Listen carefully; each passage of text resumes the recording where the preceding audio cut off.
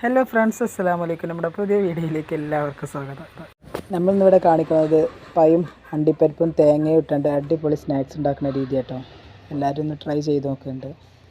അങ്ങനെ നമ്മൾ 4 പഴം കട്ടിയില്ലാതെ ചെറുതാക്കി ഇതേ മധുരത്തെ പീസുകളാക്കി എടുക്കട്ടോ. ശേഷം നമ്മളൊരു മിക്സിൻ്റെ ജാറെടുത്തു. അതിലേക്ക് 3 മുട്ട പൊട്ടിച്ച് ഒഴിച്ചു. അതിലേക്ക് 2 കയ്യിൽ മൈദപ്പൊടി ഇട്ടെടുത്തു.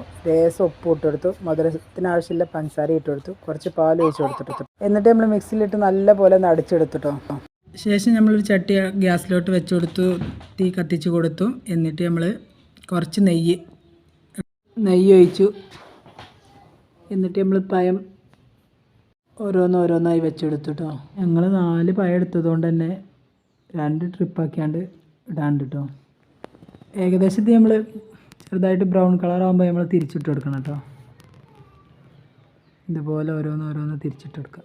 എന്നിട്ട് ഇത് നമ്മൾ കോരി മാറ്റിയിട്ട് ആ എണ്ണയിലോട്ട് തന്നെ നമ്മൾ തേങ്ങ ചിരകിയതും അണ്ടിപ്പരിപ്പും ഏലക്കായും ഇട്ടാണ്ട് നല്ല പോലെ ഇളക്കി അത് വേവിച്ചെടുക്കട്ടോ.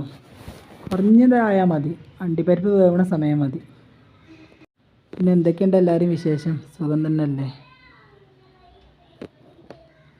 നോമ്പൊക്കെ എങ്ങനെ പോണു? ക്ഷീണമുണ്ടോ? എന്തൊക്കെയാണ് വിവരങ്ങളൊക്കെ ഒന്ന് കമൻ്റ് ഇടി, അറിയാനുള്ള ആകാംക്ഷയാണ്. മധുരം ഇഷ്ടമുള്ളവർക്ക് അടിപൊളി സ്നാക്സ് ആട്ടത്. ഭയങ്കര ടേസ്റ്റാണ് ഇത് കഴിക്കാൻ. നമ്മളടുത്ത് പഴമൊക്കെ ഉണ്ടാകുമ്പോൾ ഇങ്ങനെയൊക്കെ ഒന്ന് ഉണ്ടാക്കി നോക്കി. അധികം പോയിട്ട് പഴം കൊടുക്കരുത്, ഹാഫ് പോപ്പിൽ എടുത്താൽ മതി. അങ്ങനെ നമ്മൾ ഈ തേങ്ങയൊക്കെ വറുത്തെടുത്തതിന് ശേഷം നമ്മൾ അതിലേക്ക് കുറച്ച് നെയ്യ് ഒഴിച്ചു. ആ മൈദപ്പൊടിയും മുട്ടയും ഉപ്പും പാലൊക്കെ ഇട്ടാണ്ട് അരച്ച ബാറ്ററില്ലേ, അതിലേക്ക് പകുതി ഒഴിച്ച് കൊടുക്കട്ടോ. എന്നിട്ട് ഇതിൻ്റെ മേലെ ഈ പഴം വെച്ച് കൊടുക്കുക. നീളത്തിൽ വെച്ച് കൊടുക്കണേ, എന്നാലേ മടക്കാൻ കഴിയുള്ളൂ. എന്നിട്ട് അതിൻ്റെ ശേഷം നമ്മൾ ഈ തേങ്ങയും അണ്ടിപ്പരിപ്പും ഒക്കെ ഇട്ടത് അതും കുറച്ച് ഇട്ട് കൊടുക്കുക കേട്ടോ. അതുപോലെ ഇട്ട് കൊടുക്കുക. എന്നിട്ട് കുറച്ച് നേരം ഒന്ന് മൂടി വെക്കുക, ഒരു 5 മിനിറ്റ്. സിമ്മിലാവണേ, പ്രത്യേകം ശ്രദ്ധിക്കാനുള്ളത് അതാണ്. എന്നിട്ട് നമ്മൾ മൂടി തുറന്നിട്ട് ഇതുപോലെ ഇങ്ങോട്ട് എടുക്കുക, മടക്കി എടുക്കുക. ഇതിൻ്റെ മകം വന്നാണ്ട് കുറച്ചൊന്ന് കൂട്ടിപ്പോയി, അതാണ് ചെറുതായിട്ടൊന്ന് പിടിച്ചിട്ടുള്ളൂ കേട്ടോ. സാരമില്ല, അടുത്ത ലെവലാവും. അങ്ങനെ നമ്മൾ രണ്ടാമത്തും ഇതേമാതിരി വെച്ച് കൊടുത്ത് ശരിയാക്കി കേട്ടോ. മക്കളെ, ഇതൊരു അടിപൊളി ടേസ്റ്റാണ്, ഇതുണ്ടാക്കി നോക്കി. പിന്നെ നമ്മളിത് കട്ട് ചെയ്തെടുക്കാം കേട്ടോ.